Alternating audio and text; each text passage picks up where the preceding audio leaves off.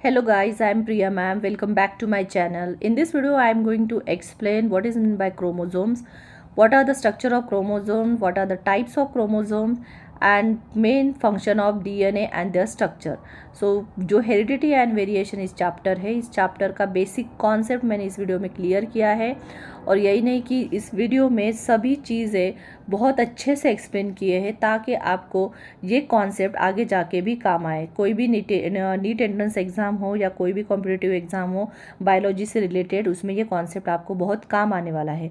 तो चलिए स्टार्ट करते हैं आज का video.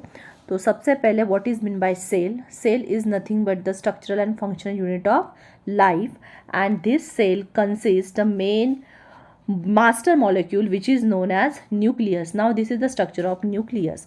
Nucleus is made up of number of chromosomes, or you can say that the chromatin network.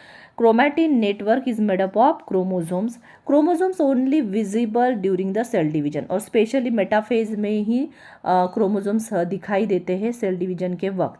अब ये क्रोमोसोम्स है, तो क्रोमोसोम्स का क्या स्ट्रक्चर है। तो सबसे पहले जो मिडल सेंटर जो दिखता है इसको बोलते हैं सेंट्रोमियर, और ये जो आर्म्स है उसको बोलते हैं P arms and Q arms. These are the arms of chromosomes. Chromosomes are always in pair. और ये जो है लास्ट जो पार्ट होता है इसको बोलते हैं टीलोमर. नाउ हियर क्रोमोसोम्स के जो टाइप्स है वो ऑन द बेसिस ऑफ जो सेंट्रोमर का पोजीशन है, इस पोजीशन के बेसिस पे टाइप्स है क्रोमोसोम्स के। अभी क्या क्या टाइप्स है, तो पहला है, फर्स्ट है मेटासेंट्रिक, सेकंड जो है वो है सब मेटासेंट्रिक, थर्ड जो है एक्रोसेंट्रिक, एंड फोर्थ वन जो दिया है वो है telocentric. Metacentric P arms and Q arms को डिवाइड होता है सेंट्रोमियर। अब जो सेंट्रोमियर है, when chromosomes having centromere at the middle point, then this type of chromosome is known as metacentric. अब यहाँ पे जो सेंट्रोमियर है ये आपको दिखाई दे रहा है, यहाँ पे सेंटर पे ये सेंट्रोमियर है और ये पी आर्म्स है और क्यू आर्म्स है जो इक्वल पार्ट्स में डिवाइडेड है। आफ्टर दैट सब मेटासेंट्रिक में centromere is slightly away from the middle centre.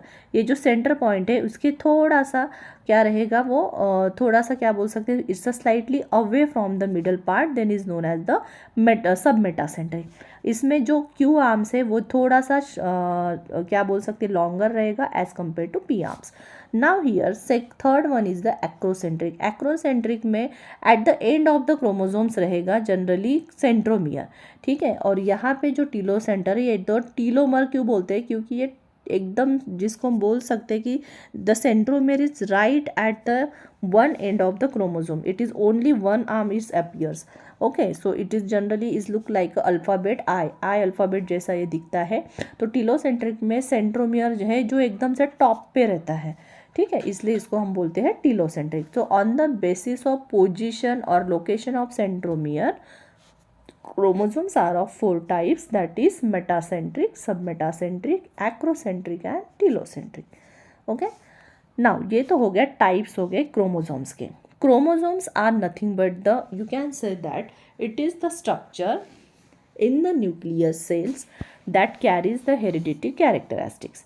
अब ये जो क्रोमोसोम्स है ये किससे बना हुआ है। Chromosomes are made up of DNA, that is known as the nucleic acid. Chromosomes are mainly made up of DNA.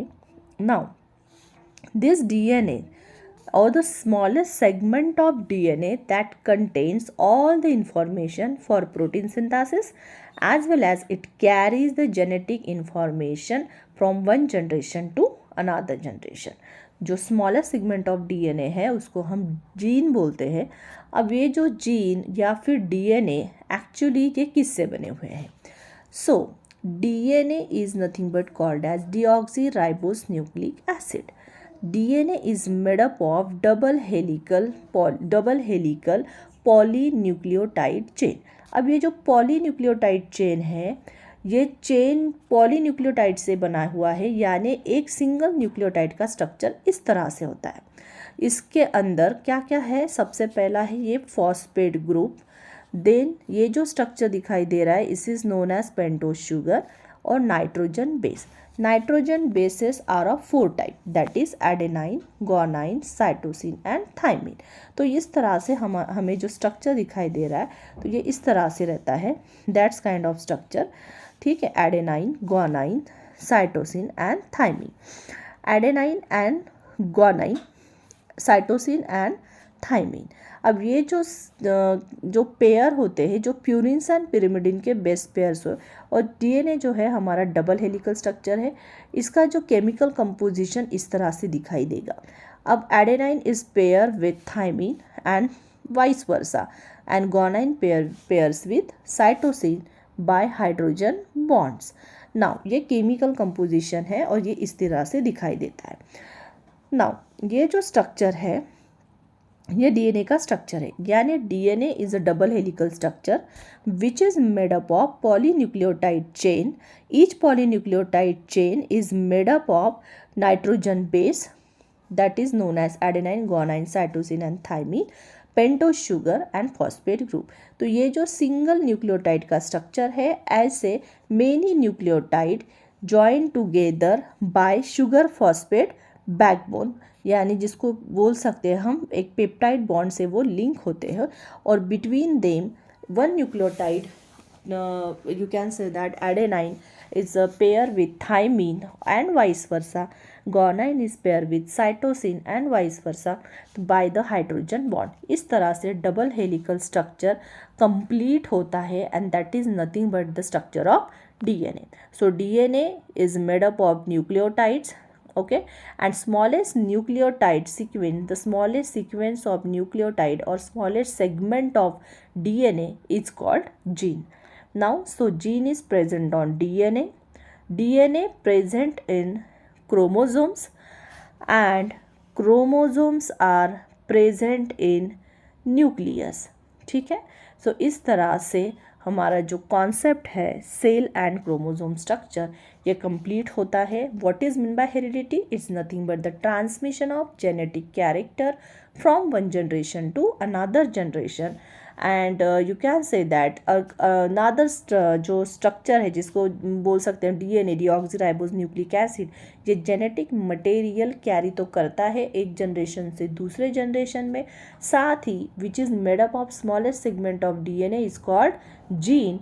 और ये जो जीन है, इस जीन का सबसे मेन इम्पॉर्टेंट जो फंक्शन है, it which is also you can say that code for protein synthesis.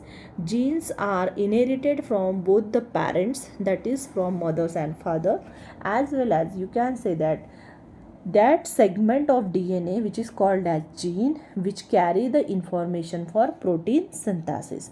So DNA is indirectly हम बोल सकते हैं प्रोटीन बनाने के लिए भी हेल्प करता है, बिकॉज जीन जो है वो प्रोटीन बनाने का फॉर्मूला जो है वो किसके पास है? डीएनए के पास है। एंड स्मॉलेस्ट सेगमेंट ऑफ जो डीएनए होता है, जो जीन है, वो जीन ये इंफॉर्मेशन कैरी करता है प्रोटीन बनाने की।